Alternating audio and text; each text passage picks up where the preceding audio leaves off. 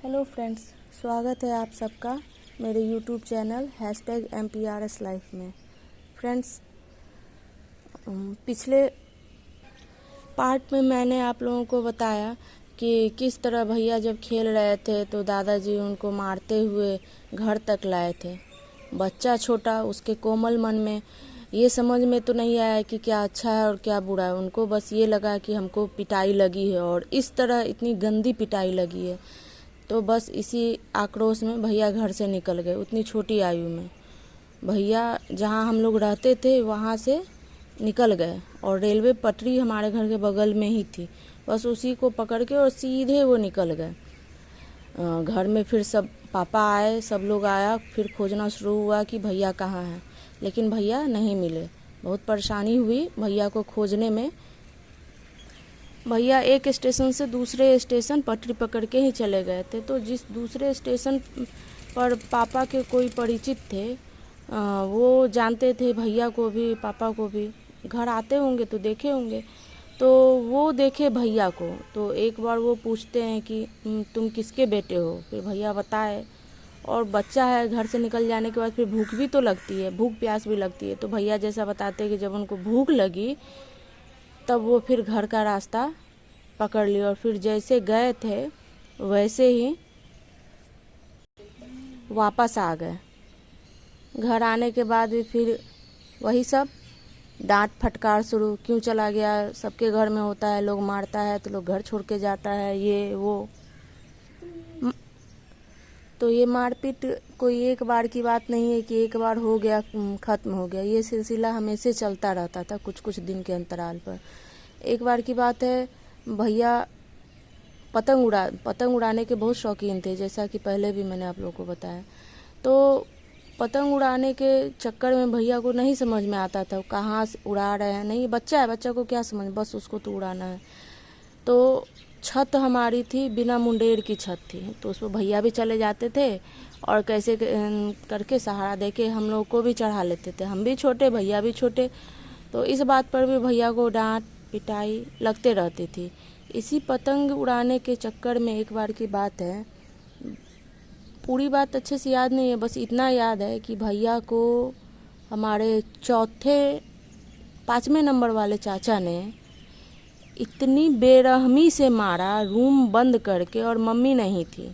ये लोग हाथ तभी साफ करते थे जब मम्मी नहीं थी, क्योंकि मम्मी तो सबको जिंदा खा जाती अगर मम्मी के सामने में कोई मारता तो पापा भी जब हाथ साफ करते थे तो मम्मी के पीछे में ही, और कोई भी हाथ साफ करता था जब मम्मी नहीं होती थी तभी। तो चाचा उनको रूम में बंद करके, छोटी मम्मी थी घर में लेकिन मम्मी नहीं थी, तो रूम में बंद करके और बेल्ट से, ये लोग जानवर बहसी दरिंदा है कि समझ में नहीं आता है कि बच्चा को किस तरह से मारा जाता है। तो रूम बंद करके इतना मारा कि भैया के नाक मुंह से खून निकाल दिया, और समझिए एक तरह से अधमरा कर दिया। अगर छोटी मम्मी नहीं बचाती तो शायद वो लोग मार भी देता। इसी तरह की बहुत सारी घटनाएं हैं दोस्तों, जो बाद में याद आता है कि ओह, ऐसी भी घटना हुई थी हम लोग के लाइफ में। तो वो हुआ, छोटी मम्मी बचाई, फिर मम्मी आई तो उतना याद नहीं फिर क्या हुआ। मम्मी तो बोली ही होगी, तो छोड़ेगी नहीं, तो बोली ही होगी। बहुत सारा लड़ाई झगड़ा सब होते रहना। ये किसी को ये नहीं समझ में आ रहा था कि लाइफ को कैसे बेहतर से बेहतर बनाया जाए। बस हमारे घर का 2 ही काम, सोना और खाना। तीसरा भी काम है लड़ाई करना। सबसे मोस्ट इम्पोर्टेंट काम है लड़ाई करना। खा लिए, सो लिए, अब मन नहीं लग रहा है क्योंकि प्रोग्रेसिव कोई काम तो करना ही नहीं है, सबको बैठ के खाने की आदत है। तो उसके बाद मन बहलाने के लिए लड़ाई करनी, और लड़ाई करने के लिए घर में है ही, दूसरे घर से जो बेटियां लाए हैं 2, तो एक तो सुनती नहीं ज़्यादा, एक को पर तो चलता नहीं कंट्रोल, तो दूसरी मेरी माँ बची। तो बस उससे लड़ लेना है, उससे लड़ के पेट नहीं भरा है तो फिर हम लोगों पर अपना अत्याचार दिखाते रहना है।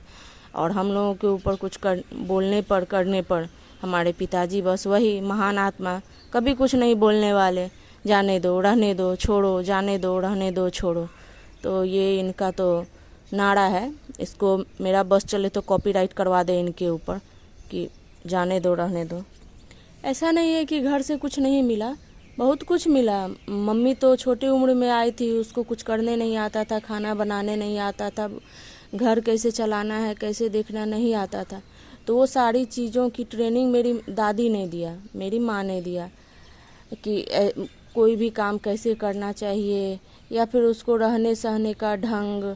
कभी कभी उसके बालों में कंघी कर देना, तेल लगा देना, हाथों में मेहंदी लगा देना, वो सब बहुत पहले की बात है, जब मम्मी नई नई थी उस समय। ट्रेजेडी तो हमारी लाइफ से जैसे जाने का नाम ही नहीं लेती है, ना तब जाती थी ना अब जाती है। इसी बीच जब मेरी बीच वाली बहन हमारे घर के कुछ दूरी पर एक परिचित रहते थे, तो हम लोग अक्सर वहाँ जाया करते थे। मेरी दादी भी जाती थी, तो दादी के पीछे पीछे हम सभी जाते थे। अगर दादी कभी भी कंघी करती थी बाल में, तो हम लोग पूछते थे माँ कहाँ जा रही है, माँ कहाँ जा रही है, तो कहीं ना कहीं जाती ही थी, तो हम लोग भी उसके पीछे लग जाते थे। तो वही एक समय ऐसा था कि दादी गई हुई थी वहाँ, हम लोग भी शायद गए हुए थे, और बीच वाली भी गई हुई थी, साथ में सब लोग गए हुए थे। लेकिन जब लौटना था तो शायद वो अकेले निकल गई वहाँ से, और अकेले निकली तो घर नहीं पहुँची, कहीं और पहुँच गई। पहुँची नहीं, उसको चुरा लिया गया। जिनके यहाँ हम लोग गए थे उनके 2-3 घर के बाद एक महिला रहती थी, जिनकी शायद संतान नहीं थी, या फिर बैड इंटेंशन से, जो भी हो ईश्वर जाने, पता नहीं। वो मेरी बहन को चुरा के अपने घर में बंद करके रखी हुई थी। एक आटा पीसने वाला चक्की होता है, उस पर बिठा के उसको और रूम बंद करके उसको रखी हुई थी। और फिर जब घर हम लोग गए और घर में देखा कि वो तो नहीं आई है घर अभी तक। फिर खोजना शुरू हुआ, कहाँ गई थी, कहाँ से निकली, वहाँ खोजना शुरू हुआ।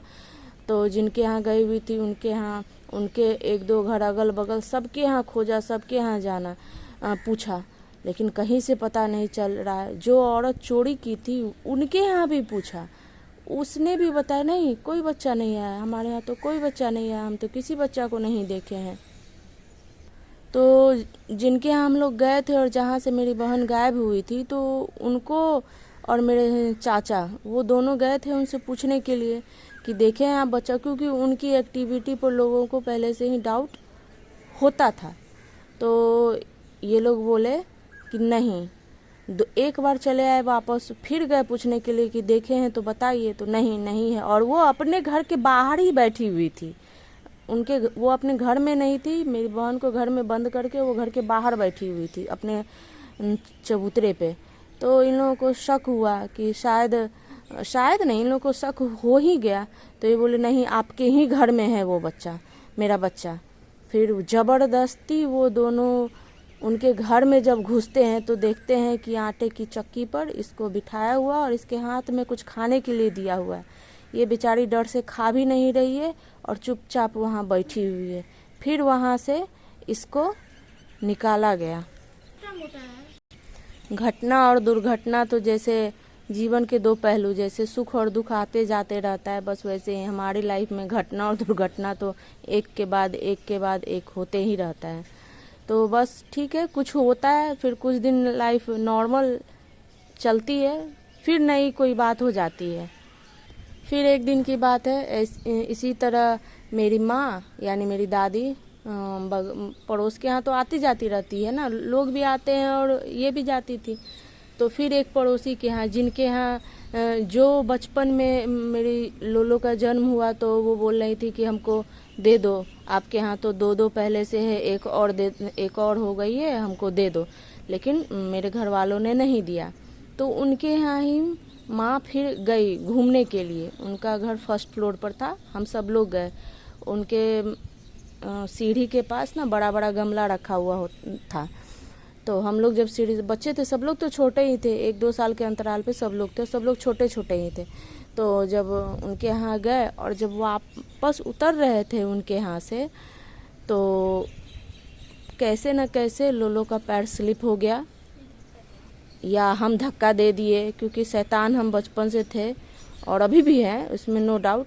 शायद हम ही धक्का दे दिए और वो गिर गई तो उतने 7-8 सीढ़ी के ऊपर से, जो एक लाइन वाला सीढ़ी 7-8 सीढ़ी का होता है, उस पर से नीचे गिरी बेचारी का सिर फूट गया।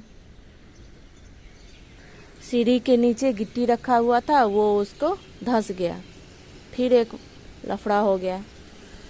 टाँके तो नहीं पड़े, लेकिन बैंडेज पट्टी हुआ और उसका दाग अभी तक है। इतने सारी चीज़ों से अगर भगवान का मन नहीं भरा कि इतना कष्ट तकलीफ़ देने के बाद भी हम लोगों की लाइफ में कुछ भी अच्छा नहीं होता हुआ दिखता था, फिर भी जैसे तैसे ज़िंदगी चल रही थी। कष्ट तकलीफ़, खाने की तकलीफ़, पहनने की तकलीफ़। मम्मी के पास ऐसा कुछ नहीं था, ऐसा कुछ मतलब ऐसी क्षमता नहीं थी, उसकी स्टडीज़ पूरी नहीं हुई थी, घर वालों ने कभी ध्यान नहीं दिया कि इसकी पढ़ाई लिखाई पूरी करवाई जाए। और जो उसके पास ऐसा कोई जेवर नहीं था, ऐसा कुछ नहीं था जिससे कि वो अपने लिए या अपने बच्चों के लिए कुछ कर सके, क्योंकि भूख, कष्ट, तकलीफ़ हम लोगों का प्राण लेने पर ही तुला हुआ था, लेकिन हम लोग थे कि ज़बरदस्ती जिए जा रहे थे। तो जितनी भी मम्मी को ज्वेलरी मिली थी उसकी शादी के समय, जो ही मिला, जो ही नानी के तरफ से, नाना नानी के तरफ से उसको जो ही मिला, वो ज्वेलरी हो, यहाँ तक कि उसकी शादी का मलमल का थान मिलता है, वो तक भी इससे ले लिया गया। उसके शादी में जितने भी बर्तन मिले, फूल के, स्टील के, जो भी बर्तन मिले, वो सब हमारे पापा मम्मी की शादी के कुछ दिन के बाद ही मेरे पापा की एक चचेरी बहन की शादी हुई। उसमें बिना कुछ पूछे हुए मेरे घर वालों ने मम्मी से ये तक नहीं पूछा, ये तक स्वीकृति नहीं ली कि क्या हम दे सकते हैं। नहीं, जैसे कि बहू को ले आए हैं तो उसका हर एक चीज़ पर इन लोगों का मालिकाना हक है। A to Z A to Z बर्तन उसका उनकी शादी में, उनके तिलक में चढ़ा दिया गया, क्योंकि ये लोग तो पहले ही प्रॉमिस कर चुके थे कि मेरे बेटी की शादी में जो मिलेगा हम सब इनको दे देंगे। तो बहू का तो कुछ हिसाब किताब है नहीं, बहू तो कोई आदमी है नहीं, दे दिया गया। अब बात रही उसके जेवर की, तो जेवर, एक मम्मी को बाली था कान में, तो एक बाली तो उस बच्ची से खुद गुम हो गया, मेरी मम्मी से। उस बात के लिए ज़िंदगी भर उसको ताना सुनना पड़ा, जेवर, सोना का जेवर गुम कर दी, सोना का जेवर। अरे 12 साल 13 साल की बच्ची को आप ब्याह के लाओगे, उससे सोचोगे कि जेवर वो संभाल के रखे, तो ये नहीं हो सकता है। जिस समय बच्चे का सारा कुछ उसकी माँ करती है, उस समय बच्चा खुद से अपने से करे, संभव नहीं है। वो चीज़ वो अगर नहीं संभाल के रख पाई तो आप लोग संभाल लेते। नहीं, आप लोग तो बेच के खाने में लगे हुए थे। मम्मी का टीका हो, मम्मी का जो भी हो, जितना ही जेवर था, 2 ही जेवर था, 2 ही जेवर। ये कभी दादाजी को ज़रूरत पड़ जाता था कि ओह आज तो ऑफिस में ज़रूरत है, आज कैश को पूरा करना है, कहाँ से जेवर आएगा भाई, कहाँ से सामान आएगा, पैसा आएगा भाई। तो घर में बैठी हुई है ना, उसके पास कुछ है तो निकालो, बेचो और ऑफिस में काम करवा दो। या नहीं तो चटोरी का तो आदत शुरू से ही है। दादी कभी कोई कुछ किसी चीज़ की फरमाइश की, मेरे दादाजी को लगता था कि ताड़ा तोड़ के भी उस चीज़ को पूरा किया जाए, तो उस चक्कर में भी वो ऑफिस से पैसा लेते थे। ऑफिस के फंड का पैसा वो घर के खिलाने के काम में पूरा कर लेते थे। हम लोगों को नहीं, दादी को और अपने बच्चों को चुरा छुपा के खिलाने में पूरा कर देते थे। और जब वहाँ उनको पूरा देना होता था तो मम्मी का सामान बेच के वहाँ पूरा कर देते थे। पहले खिलाना और फिर बेच के, पहले पत्नी का सारा कुछ बेचे, मतलब दादाजी मेरे दादी का सारा कुछ बेचे, खरीद के भी दिए उनको, ऐसा नहीं है, खरीद के भी दिए उनको, लेकिन मेरी मम्मी को खरीद के नहीं दिए। मेरी मम्मी का सब बेच दिए और ख़रीद के नहीं दिए उनको। उनकी शादी में एक मलमल का थान मिला था, उसको भी दादाजी बहुत अच्छा लग रहा है, बहुत अच्छा लग रहा है। इन लोगों को तो ज़रा सा भी ये समझ नहीं है कि बहू की चीज़ है तो उसको थोड़ा नहीं ले, क्या बोले रे, अंदर तो किसी टाइप का सेल्फ रेस्पेक्ट नाम की कोई चीज़ ही नहीं है। बस मांग के खाना है, मांग के ज़िंदगी जीना है, यही ज़िंदगी है। तो उनकी वो मलमल का थान भी वो ले लिए, शादी के समय उसका भी शर्ट बनवा के दादाजी पहन लिए। मतलब जब भी सुनते हैं ये सारी बातें तो शरीर में जैसे आग सी लग जाती है कि ये लोग की कैसी सोच है, कैसी घटिया सोच है कि हर चीज़ ले लेना है, देना कभी नहीं। आज के डेट में कभी एक जेवर तक, बस एक नाक का कील मेरी दादी, मेरे होश में, मेरी समझ में दादी बस दी है मेरी मम्मी को, बाद बाकी कुछ नहीं दी है। इन सब विषय में अगर कभी मम्मी पापा से बोलती भी थी तो पापा बोलते जाने दो बहुत होगा, जाने दो बहुत होगा। कहाँ से होगा भाई, आसमान से टपकेगा? क्योंकि आपको तो कमाना है नहीं, आपको तो जिस पैसे में लगे हैं उस पैसे को अपने अंदर धारण करना है नहीं, बस बाबा भरोसे ज़िंदगी चल रहा है, बाबा भरोसे ज़िंदगी कट जाएगा। और वही हुआ फ्रेंड्स। तो आगे की स्टोरी आप अगले पार्ट में। थैंक यू कि आप लोग सुन रहे हैं और समझ रहे हैं। बस अपना साथ और सपोर्ट देते रहिए। Thank you.